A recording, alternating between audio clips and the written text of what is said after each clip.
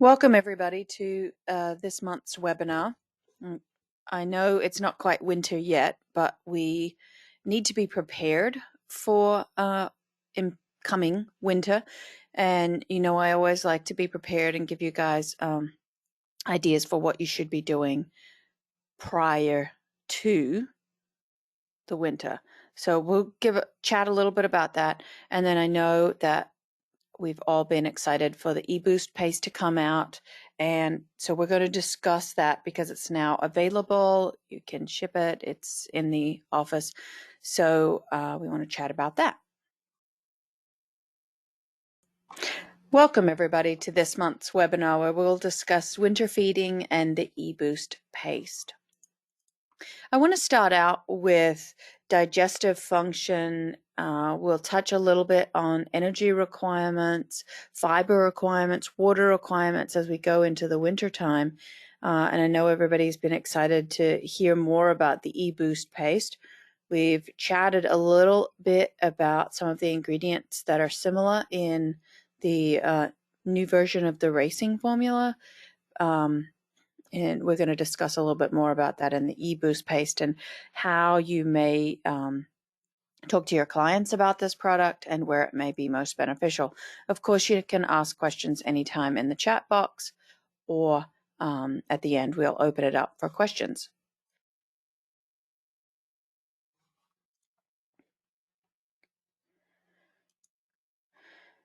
So what we always start out with is digestive function. How is the horse meant to digest food? What are they naturally meant to be doing? Well, they're naturally herd animals that stand out in a field and graze continually and constantly walk. They graze for about 17 hours out of the day, and they're constantly moving, and they eat a wide variety of different forages. And that last statement is probably one of the most important. Horses don't just eat one type of forage. They eat a wide variety of forages. So when we're selecting forage sources for our horses, it's important that we try and provide them with multiple different sources of forages. They eat off the ground, which prevents, it increases chew time, and it prevents mucus buildup and respiratory issues because it allows mucus to drain out of their respiratory tract. It also increases chewing time. So again, when we're providing our horses a lot of forage, we need to make sure that we're trying to give it to them in a more natural position. And even when we think about the winter time, when we put our horses in stalls and we're locking up the barn because it's cold outside, one of the things that we run into is respiratory issues. And so if we can decrease the dust, then we can help our horses out with respiratory health. And putting the hay closer to the ground can actually help that, because then sometimes you can put a little bit of water on there to decrease the dust on the hay. But when you have that hay hanging in a hay net, every time they yank on it, there is a cloud of dust that goes out. So we want to try and decrease that. On the right-hand side there, you see what's more common for our horses. Common stall, I mean, it looks nice, it's nice and clean, well bedded, but we have the bucket hanging at chest height, and it's a narrow base bucket, so he's going to eat really quickly out of that. And more often than not, that stall will have hay hanging, so it's not in that normal feeding position. So if we get into winter really quickly, horses decrease their feed intake when it's cold and windy because they're seeking shelter and they're just trying to stay warm, so they're not out grazing or digging through the snow to try and get any grass that's under it. Snow accumulation greater than 7 inches covering the grass, it decreases the intake of pasture. Now that's a lot of snow, but there are areas of the country where that certainly is normal. It decreases grazing time by about 24% and decreases intake by about 22%. Now, most of our horses don't have to worry about snow. Why? Because they're in stalls, because we don't want them out in the fields trudging through that snow, or we just don't have fields. So we're putting them in stalls so that we can, keep them warmer and more comfortable. So they're 100% reliant on our providing them with forage. Horses that are out in the field pouring through that deep snow, it takes energy. So they're going to lose calories, burn calories, even if they're just a maintenance horse just digging through that snow. They lose a lot of body heat when they're trying to stay warm by shivering. So calorie requirements increase even if your horse is doing nothing in the wintertime. So an absolute bare minimum amount of forage that we need to feed our horse, and this is where we need to start thinking about stockpiling forage now. Absolute bare minimum is 1% of body weight. There are very, very few horses where I am going as low as 1% of body weight. Fat horses, I'm going to typically feed about 1.2% of their body weight in forage. So for a 1,000-pound horse, that's 12 pounds of forage per day. But I typically want horses to be eating between 1.5% to 2.5% of their body weight. They really won't eat more than 3 to 3.5% of their body weight. So we're looking at about 15 to 25 pounds of hay that these horses are going to be eating per day, that we need to make sure we have enough in supply now. Because we get into the middle of winter and it's very difficult if you've got snow around your barn to try and get more hay, put it in the barn, buy hay, because it may all be gone. So that's why I wanted to talk about it now. There are other things that affect just the basic requirement for dry matter. So I talked about how much forage a horse needs, 1.5% to 2.5% of body weight. Now that's assuming that it's not really, really cold and they're not doing a boatload of exercise. If it's really cold, then we have this thing called the lower critical temperature. And it's the temperature below which the metabolic heat production must be increased to maintain body temperature. So a horse just standing there won't be able to create enough heat to keep them warm. This is when they start to shiver. So we go below this temperature and they'll start to shiver to keep them warm. So for a mature horse with a thin coat, so some of our breeds have really thin coats and they don't really produce a heavy coat, or you've taken a horse from a warm climate and moved it to a colder climate, then that lower critical temperature is about 41 degrees Fahrenheit. Horses like a shaggy pony that have a really thick coat, it might actually be as low as 5 degrees Fahrenheit. You need to judge based on your horse's coat thickness, breed, as well as their age. The lower critical temperature for younger horses, say 12 months and younger, is actually a little more tighter range, anywhere between, at the lowest, 12 degrees Fahrenheit instead of the 5 degrees Fahrenheit for that thicker coated horse, or 32 degrees Fahrenheit for a thin coated horse. For each degree of coldness below that critical temperature, there's an increase in digestible energy requirements. So as it gets colder, digestible energy requirements go up. So they need to eat more to maintain that body temperature. Otherwise, they're going to lose weight because they'll be shivering. So if we're at that critical temperature, we're not below it, we're, say we've got a thin coated horse, an adult horse, and it's 41 degrees, then his digestible energy requirements remain the same as they would any other time of the year. So we don't need to increase their feed intake. But if we go below that critical temperature by, say, 10 degrees, then we're looking at a 2 megacal per day increase in digestible energy, which most of our hay, decent hay, runs about 1 megacal per pound. So we're looking at adding another 2 pounds of hay per day when the temperature drops 10 degrees below that critical temperature. And it's just the amount of feed that they require just increases exponentially as the temperatures get colder and colder, and you reach a point where they just physically can't eat that much food in plain forage. So then we have to start looking at adding more energy dense feed sources. So this isn't just that they require 2 pounds of feed per day. They need a 2-pound increase in their fiber requirements per day. Well, let's think about wind and rain. Now, I'm showing you all these examples because yes, we get random windy, cold conditions outside of the normal, but you know what is normal for the area that you live in. So you can take into account, okay, well, I probably need to be stockpiling, about 2% of my horse's body weight per day, but it gets really cold here. So maybe I need to be adding, an extra 5 pounds of hay per day to account for the weather conditions, or it's really windy, or it's really raining a lot. So when it does that, we know, okay, the weather is predicted. We've got a rainstorm coming in, and it's going to be, let's say it's going to be right around that freezing mark, 32, 33 degrees Fahrenheit, but it's going to be windy. Well, we know that on those days, put out another 5 to 10 pounds of hay. If it's just raining, right around that freezing mark and just raining, throw out another 6 pounds of hay. If it's rain and wind, you're looking to add another 10 to 15 pounds of hay per day. So you have to have enough hay for each horse, plus a little extra for these really poor conditions that we can go into.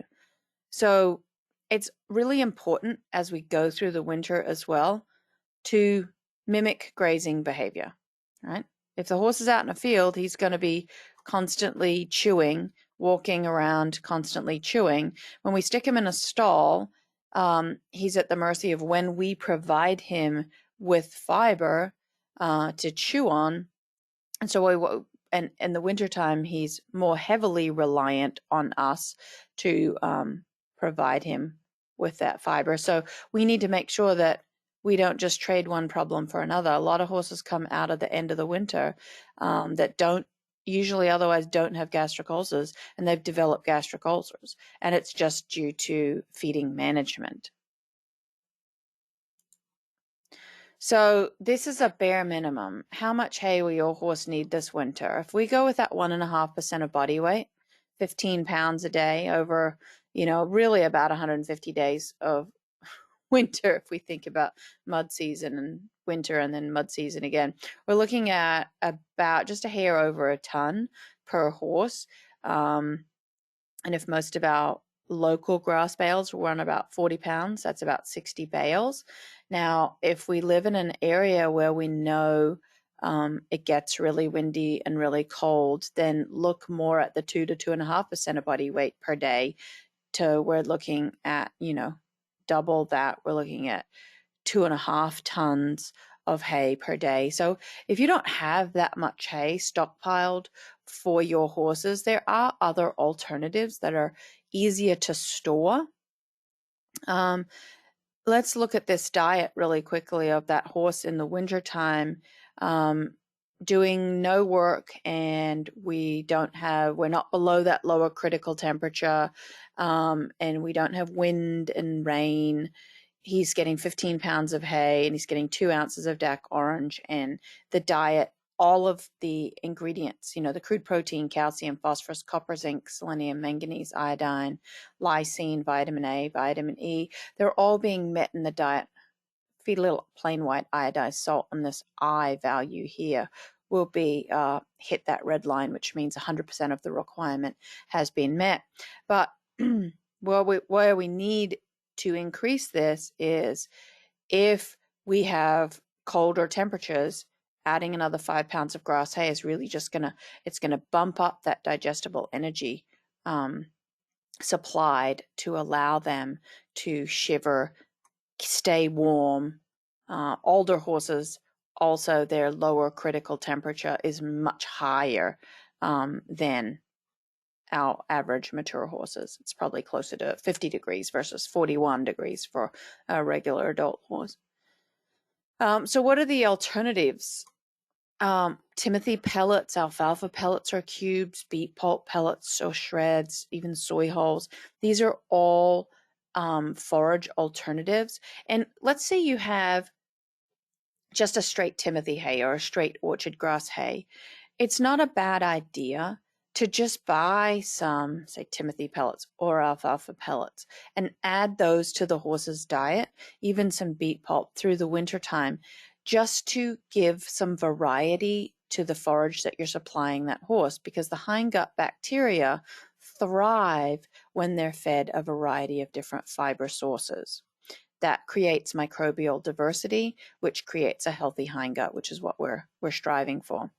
So that same horse, we can take 10 pounds of grass hay and add 5 pounds of timothy pellets. So we're still feeding him 1.5% of his body weight, and 2 ounces of DAC orange. And again, still everything is evenly balanced. Now, maybe it's easier for you to add 10 pounds of timothy pellets to bump up the fiber requirements on those days when it gets colder, to bump up the energy that's being supplied to the horse, versus adding more grass hay, because you certainly don't want him to waste it.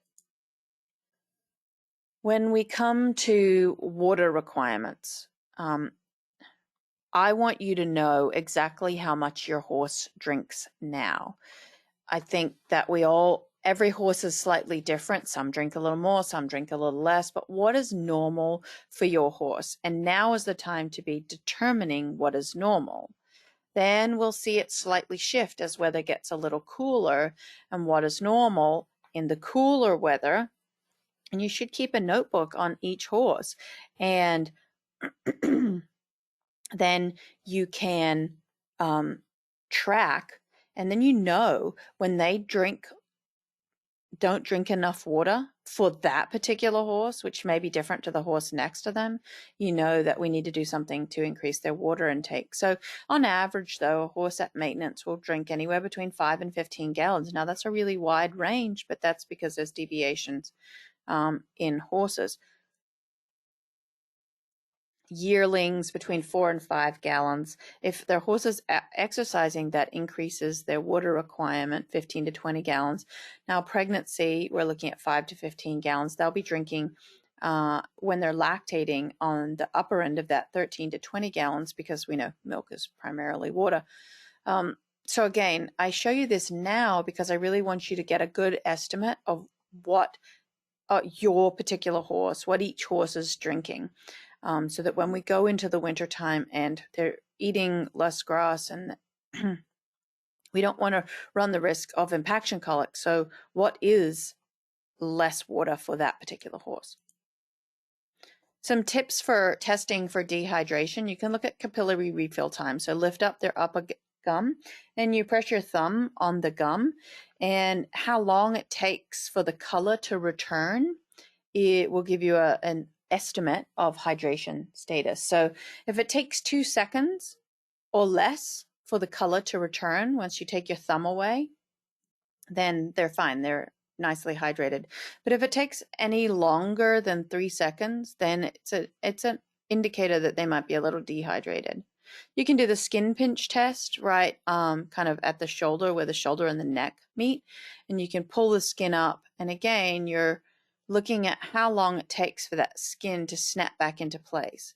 And if it takes upwards of 2 seconds or longer, then it means that's an indicator that they might be dehydrated. So I think the question that a lot of people ask, and have been already asking me now, is, I've got this thin older horse and I know I want to get some weight on him. How do I get some weight on him? Because we're going to come out of wintertime and he always loses weight through the wintertime. So what do? Now is the time to start putting weight on your horse, to prime them, for lack of a better word, so that they don't come out in the spring and have lost a bunch of weight. We know that they may drop weight, so let's get them a little heavier now. So it'll take about 60 days. So we're right at the end of September. We're actually the first day of October, right? October, November, we've got 60 days. That's 2 days before it really 2 months before it really gets cold. And we're fighting that uphill battle of temperatures also sucking away calories. So we can safely put about 40 to 50 pounds of gain on a horse over that 60-day period. And what's that going to take? Well, if you just choose oats, it's going to take about 4.5 pounds of oats a day. Rice bran has the same calorie content as oats, so 4.5 pounds of rice bran. Beet pulp, Now, I just mentioned I like you to feed beet pulp to give variety of fiber, but if we're relying on it just for calories, it'll take a little longer, and we've only got 2 months now, so we're really looking at the most calorie-dense sources of nutrients that we can find. So if we're looking just for sheer weight gain, oil is always the best bet. A little over 2 measuring cups is going to give you about 1.5 pounds of oil. 1 pump is 1 ounce, right? So we're looking at about 18 to 20 pumps a day. You want to spread that out and slowly introduce that to the diet, but that's going to get the weight on them. If you're just doing 1 or 2 pumps a day, that's going to give them a shiny hair coat, but it's not going to give you significant weight gain. Now, one thing I will say about oil is when the bacteria or when the digestive process occurs in the gut, certain ingredients, the byproduct of digestion or fermentation is that they create heat. Fat creates no heat when it's digested, or very, very little heat when it's digested. So this is just a really quick way to get weight on them, but I want you to feed a lot of different fiber sources in the wintertime as well, because it's going to, when the bacteria break down fiber, they create heat. And so that's also going to help with body heat maintenance. Okay, so we've taken a real quick overview of what we need to be prepared for the wintertime. I want you to, number one, know how much water your horse is drinking now so that you know what is a drop in water intake, what is normal and what is not normal. And I want you to evaluate your fiber and your forage stores to make sure that you have enough to get you through the wintertime. And if you know you get a lot of rainy, cold, windy weather, then you need to bump up the amount of hay that you're estimating now, or assume that you're going to be bringing in some other fiber sources. So the e-boost paste, we've all been anticipating its arrival. I chatted a little bit about it at DAC Days, but we've had some adjustments since then. At DAC Days, it was going to be in a it's always been a single serve tube, but the tube was going to be a 60-gram tube. We decided that that was a little big for most people's hand. So we went down to a 30-gram tube. So it's a smaller tube size and it's a single serve. I'm trying to get away from multiple use pastes, because when you put the cap back on, oh, it didn't go on correctly, and then it's hard to push the product out. So I'm trying to get smaller tubes that are more single serve tubes, because it maintains product quality much, much better. So this is a 30-gram tube. What is the e-boost paste designed to do? Well, number one, it's replacing the race booster paste. Okay, so we no longer have the race booster paste, and we have the e-boost paste instead, which stands for energy boost. Number one, it supports energy production. It enhances exercise tolerance. It helps support stamina and endurance. It supports normal muscle recovery and supports oxygen utilization. Now, these are the terminology that we're allowed to use according to NASC.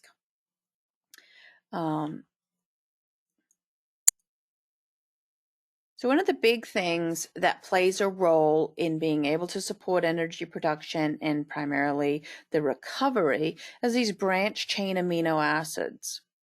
Branch chain amino acids, leucine, valine, and isoleucine, you can see them in the guaranteed analysis. They're the first 3 ingredients listed there in the guaranteed analysis. Branch chain amino acid just means if you look at it under a microscope, that's the structure of them. They look like tree branches. And they, in research in humans and other animals, have been shown to reduce fatigue in both sprint and endurance sports. So what are sprint sports? Barrel racing, flat racing, steeplechase racing. Increase in exercise efficiency due to heightened levels of endurance and sprint capacity. So if we can get our animals to recover quickly or not fatigue as quickly, then they've got more energy in the tank to keep going longer. Research has shown that when you add branched-chain amino acids to the diet, it increases specific markers for physical conditioning. Now, we're not going to go into what those markers are, but researchers have found genetic markers that indicate physical conditioning, fitness, and endurance. And when they feed branched-chain amino acids, those markers increase. Helps to decrease muscle inflammation, significantly increases muscle recovery, which reduces fatigue, and actually also has benefits for liver health. When we talk about liver health, we have to look at the types of amino acids that we're feeding, and we need to feed more branched-chain amino acids and less of these other circular amino acids. When we're talking about this, I keep going back to increasing recovery and reducing fatigue. Any of you that heard the July webinar when we talked primarily about performance and we talked about chromium, we talked a little bit about glucose and how glycogen is stored in the muscle and how it takes a long time for that glycogen after it's used to be replenished in equine muscle. Branched-chain amino acids allow that glycogen to be replenished faster. That's how they recover faster. We can get energy stores back into the tank faster. So think about NASCAR. The person that wins a NASCAR race typically has the best pit crew. They are in and out of pit lane so fast, right? Because they get fueled back up instantaneously almost, and then they're back out and they're racing. Utilizing branched-chain amino acids and chromium and the other ingredients that we have in the e-boost paste, they allow the horse to do that, to recover super quick, get through pit lane real fast. We've also got some essential amino acids, the lysine and the glycine. Lysine is an important building block for all other proteins. It helps with lean body mass, helps reduce some anxiety and stress, helps the body absorb calcium. I mean, these are just miscellaneous other benefits to it. But when we're talking about recovery, we need immune function, cardiovascular system, muscle repair, supports joints and nerves. Glycine inhibits muscular deterioration. So again, if we can stop that muscle breaking down so quickly, then we're decreasing fatigue. And it also, both of these boost muscle recovery. So just like when we talk about the foundation formula being a hoof supplement, and it doesn't just have biotin in it, right? It's got a variety of different ingredients in it that all support the hoof. We talk about Optimum Flex Plus. It's not just glucosamine. It's got a variety of different ingredients that all support different parts of the joint. The DAC E-Boost paste has a variety of different ingredients that all support energy production, glucose utilization, as well as recovery. So we know that branched-chain amino acids help with recovery. Chromium helps with recovery. Essential amino acids help with recovery. But we put them all together and they just work so well together and increase the horse's ability to recover. B vitamins. B vitamins, you've got them listed there. We've got B1, B2, B3, B5, B6, B8. And then we've got chromium and folic acid on the end, folic acid being another B vitamin. Choline, we list with the B vitamins. It's not necessarily a B vitamin, but it acts like one stimulating energy production. These other B vitamins, energy production, red blood cell formation, nerve function. They are part of the metabolism of protein, fat, and carbohydrates for energy. So let's get into performance horses, the horses that would be using the e-boost paste. What do we need when we have a high level of exercise? And we've talked a lot about this in the July webinar. We got a lot more in detail, and the comments from that webinar was very scientific, so I've tried to keep it a little more simple today. But if you want more in detail information, you need to go back and watch the July 2020 webinar that is loaded on the YouTube page, DAC YouTube page. So for these performance horses, we need nutritional support for three main reasons: immune function, muscle contraction, because the faster you contract those muscles, the faster you can go, and muscle recovery, because we need those muscles to recover and regain their energy as quickly as they can. Exercise done at speed need carbohydrates.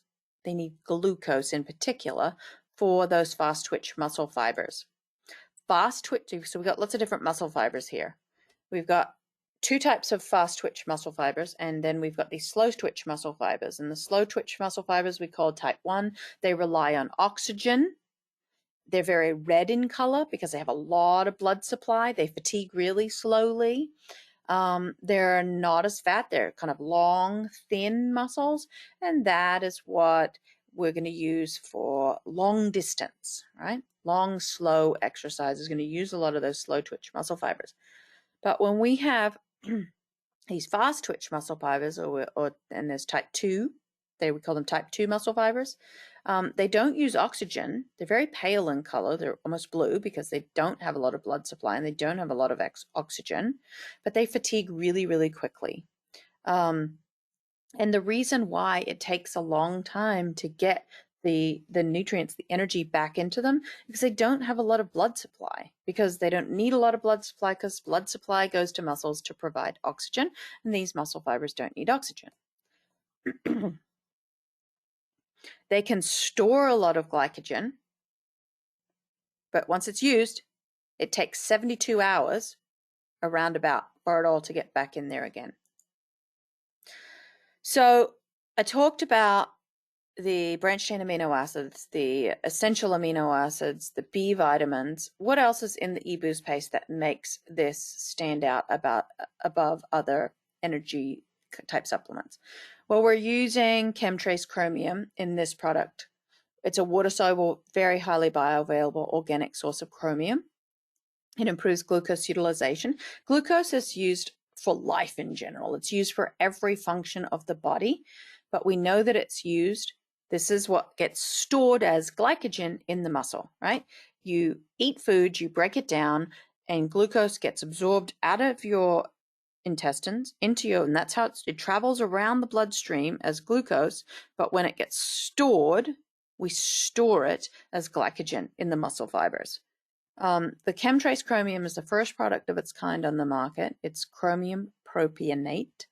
Propionate is a volatile fatty acid that's created by the hindgut, so we know that it's very bioavailable. 20 years of research has gone into this product, over 50 peer-reviewed research studies. Science is really, really important. This is fact-based research.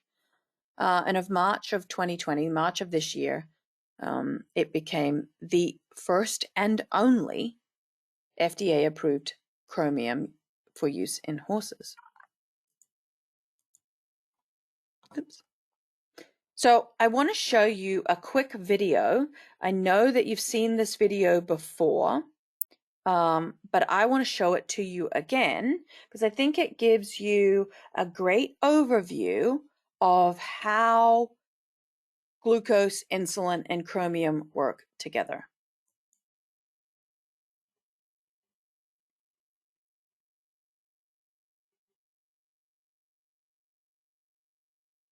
Animal nutritionists formulate diets to provide carbohydrates as an energy source for livestock. Using different digestive processes, cows and pigs convert these carbohydrates into glucose, which is ultimately released into the bloodstream. Once in the bloodstream, glucose can reach different organs in the body. When the blood reaches the animal's pancreas, beta cells inside the pancreas detect the rising glucose levels. To reduce the glucose level, beta cells release insulin into the bloodstream. As blood circulates through the animal, insulin and glucose exit the bloodstream into tissues to reach the animal's cells. Many of the animal's cells have specific receptors on their surfaces that bind to the circulating insulin.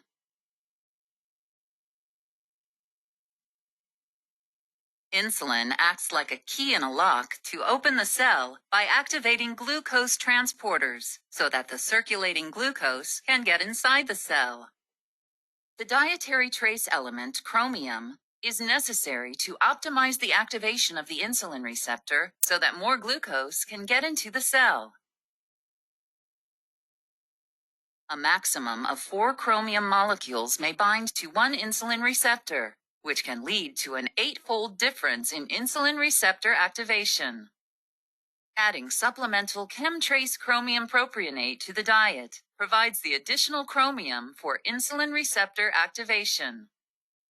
Chromium enhances this reaction, causing glucose transporter activation, allowing additional glucose to enter the cell.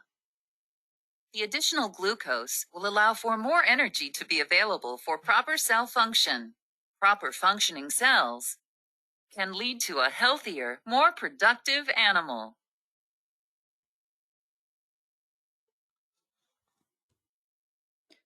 Okay.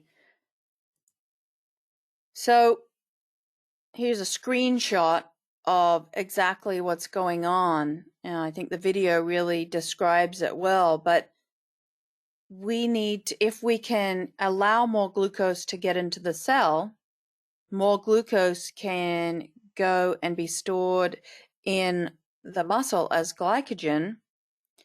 We're utilizing branched chain amino acids as well as our essential amino acids and B vitamins to enable that reaction to happen more quickly. And if we want it to happen more quickly, we need more fuel available. So again, if we go back and think about pit lane for the NASCAR races, it doesn't matter if you have the fastest pit crew on the planet. If they don't have enough gas to put in your vehicle, then it's pointless. So we're using chromium to unlock the cell and allow more glucose to get into the bloodstream and into be utilized, but we need to make sure that enough glucose is available and that it can get there quickly. So that's why we're using this combination of ingredients. We want to make sure more glucose is available, and we want to make sure it gets to the muscle as fast as it possibly can. We know that as we increase the intensity of exercise, we do, now when I talk about intensity, I'm talking about really the speed of exercise. We change the way horses utilize nutrients. When they're doing long, slow exercise at lower intensity, they use less nutrients come from carbohydrates and more are coming from fat. But as we increase the intensity, we now are increasing the amount of calories that are coming from carbohydrates to about 70%, and only about 30% are coming from fat. So it's just further showing you that we need to make sure we've got glucose available, number one, and number two, we can get it to the cell really quickly. So that's what we're doing. This combination of branched chain amino acids and chromium, this combination results in even more glucose availability, increased stamina, increased performance. I've mentioned that it increases recovery, and how? Because without these ingredients, it takes about 72 hours to put the glycogen, that glucose, back into the horse's muscles. With branched chain amino acids and chromium, we can make that happen much faster. You can use DAC Boost Paste either before or after strenuous activity. Now, there's some people that cannot use it as a pre-race, and they can use it as a post-race, but you can use it either or, but you only use 1 tube a day. So questions?